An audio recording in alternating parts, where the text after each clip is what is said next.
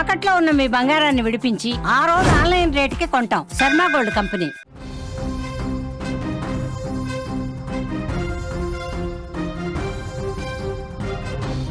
Tanzania అధ్యక్ష ఎన్నికల అనంతరం ఆ దేశంలోని వివిధ నగరాల్లో చెలరేగిన హింసాత్మక ఘటనల్లో 700 మందికి పైగా ప్రజలు చనిపోయారు.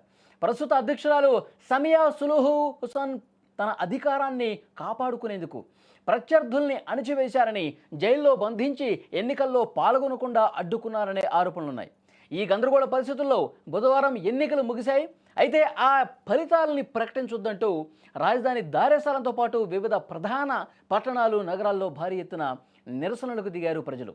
సమియా సులుహు పోస్టర్లను కూడా చింపివేసిన పరిస్థితి.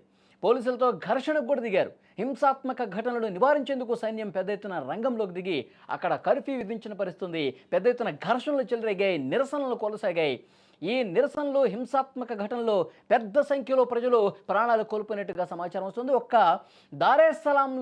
ఒక్క రాజధాని ప్రాంతం దారెసలాంలోనే 350 మందికి పైగా చనిపోయారనే వార్తలు వినిపిస్తూ ఉన్నాయి. విజువల్స్లో మీరు చూస్తున్నారు, అక్కడ పెద్ద ఎత్తున ప్రజలు రోడ్ల మీదకి వచ్చి ఏ విధంగా నిరసన తెలియజేశారో చూస్తున్నాం.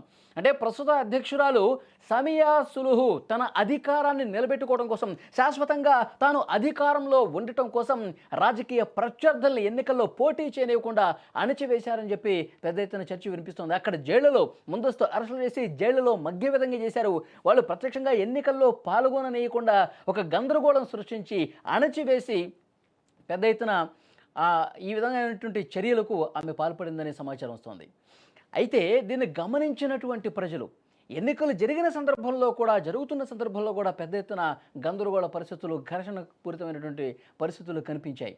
అందుకే ప్రజలు పెద్ద ఎత్తున రోడ్ల మీదకి వచ్చి ఈ ఎన్నికల ఫలితాలు ప్రకటించొద్దు, ప్రస్తుత అధ్యక్షురాలు అక్రమాలకు పాల్పడ్డారు, అప్రజాస్వామికంగా వ్యవహరించారు, రాజకీయ ప్రత్యర్థుల్ని పూర్తిగా అణిచివేసి హింసకు పాల్పడ్డారు, తనకు అనుకూలంగా ఓట్లు వేయించుకున్నటువంటి పరిస్థితి ఉంది, కాబట్టి ఈ ఎన్నికలు చెల్లవు, ఇప్పుడు ఈ ఫలితాలను కూడా బయటికి వెల్లడించవద్దు అంటూ రోడ్ల మీదకి వచ్చి వేలాదిగా ప్రజలు రోడ్ల మీదకి వచ్చి ఆందోళన చేసిన పరిస్థితి. ఒక్కసారి విజువల్స్లో చూస్తుంటే ఒక పెద్ద ఎత్తున ఘర్షణ చెలరేగిన పరిస్థితి. ఎందుకంటే రోడ్ల మీదకి వచ్చి అధ్యక్షురాలు పోస్టర్లను కూడా చింపేస్తామని ఆమెకు వ్యతిరేకంగా నినాదాలు చేస్తున్నారు.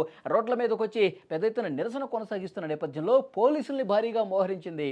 ఆ తర్వాత సైనికుల్ని కూడా పెద్ద ఎత్తున మోహరించి అక్కడ వాళ్ళని కంట్రోల్ చేసే పరిస్థితి ఉంది. కానీ కంట్రోల్ కాని పక్షంలో వాళ్ళు కాల్పులు కూడా తెగబడ్డట్టుగా తెలుస్తుంది, మనకి సమాచారం వస్తుంది. ఈ ఘర్షణల్లో ఒక్క రాజధాని ప్రాంతంలోనే 350 మంది చనిపోయారు. ఇక ఇతర పట్టణాలన్నీ కలిపి 700కు పైగా. ఇక్కడ చూడండి, మొత్తం సైన్యాన్ని మోహరించి ఎక్కడికక్కడ నిరసనకారులను అడ్డుకుంటున్నారు, బాష్పవాయువు గోళాలు వేస్తున్నారు, రబ్బర్ బుల్లెట్లతో కొడతా ఉన్నారు.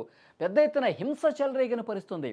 ప్రజలు 700 మందికి పైగా చనిపోయారంటే అక్కడ ఎలాంటి దారుణమైనటువంటి పరిస్థితులు ఉన్నాయో అర్థమవుతుంది. ఎక్కడెక్కడ మంటలు, పెద్ద ఎత్తున పొగ అలుముకున్నటువంటి దృశ్యాలు మనం చూస్తున్నాం.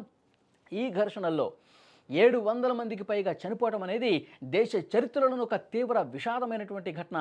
పాలకుల నిర్లక్ష్యం, పాలకుల అప్రజాస్వామిక విధానాలు, పాలకుల నిరంకుశత్వం, నియంత పాలనకు అద్దం పడుతున్నాయని చెప్పి అక్కడ ప్రజలు స్వచ్ఛందంగా రోడ్ల మీదకి వచ్చి ప్రస్తుత అధ్యక్షురాలకు వ్యతిరేకంగా ఆందోళన చేస్తున్నటువంటి పరిస్థితి.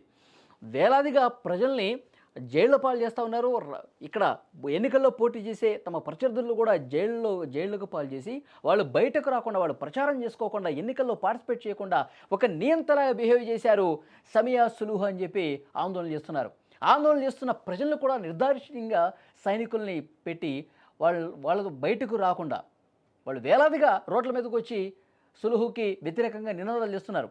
అయినప్పటికీ కూడా పెద్ద సంఖ్యలో వేలాదిగా పోలీసుల్ని, సైన్యాన్ని మోహరించి హింసకు పాల్పడ్డ పరిస్థితి ఉంది. చాలా దారుణమైనటువంటి విషయం. 700 మంది చనిపోయారంటే ఈ ఘర్షణల్లో ఆ దేశ చరిత్రలోనే ఒక పెను విషాదంగా ఇక్కడ ప్రజలు చెప్తున్నారు. అయినప్పటికీ కూడా ఎక్కడ వాళ్ళ తమ నిరసనని ఆపిన పరిస్థితి లేదు. ఇంకా పెద్ద సంఖ్యలో రోడ్ల మీదకి వస్తూ ఉన్నారు. ఈ ఎన్నికలు పూర్తిగా బహిష్కరించాలి, ఈ ఎన్నికల ఫలితాలు అసలు ప్రకటించొద్దు, మళ్ళీ ఎన్నికలు నిర్వహించాల్సిందే అంటూ అక్కడ ప్రజల్లో అంత తిరుగుబాటు వచ్చినటువంటి పరిస్థితి. మనం గతంలో కూడా చాలా సందర్భాల్లో ప్రజల తిరుగుబాటుకు సంబంధించి మనం చూసాం ఎలాంటి పరిస్థితులు ఉద్భవించాయన్నది. శ్రీలంకలో కావచ్చు, బంగ్లాదేశ్లో కావచ్చు, మొన్న జరిగిన నేపాల్లో కావచ్చు, ఎలాంటి పరిస్థితులు కనిపిస్తున్నా చూస్తున్నాం. యువత రోడ్ల మీదకి వచ్చి ఆందోళన చేస్తే ప్రభుత్వాలు కుప్పకూలినటువంటి పరిస్థితులు ఉన్నాయి. ఇప్పుడు టాంజానియాలో కూడా అలాంటి పరిస్థితులే కనిపిస్తున్నాయని చెప్పి విశ్లేషణలు బయటకు వస్తూ ఉన్నాయి. సో ఓవరాల్గా అయితే 700 మంది ఇప్పటి వరకు అధికారిక లెక్కల ప్రకారం 700 మంది వరకు చనిపోయినటువంటి పరిస్థితి. ప్రజలు ఇంకా తమ తిరుగుబాటు ఎక్కడ ఆపిన పరిస్థితి లేదు.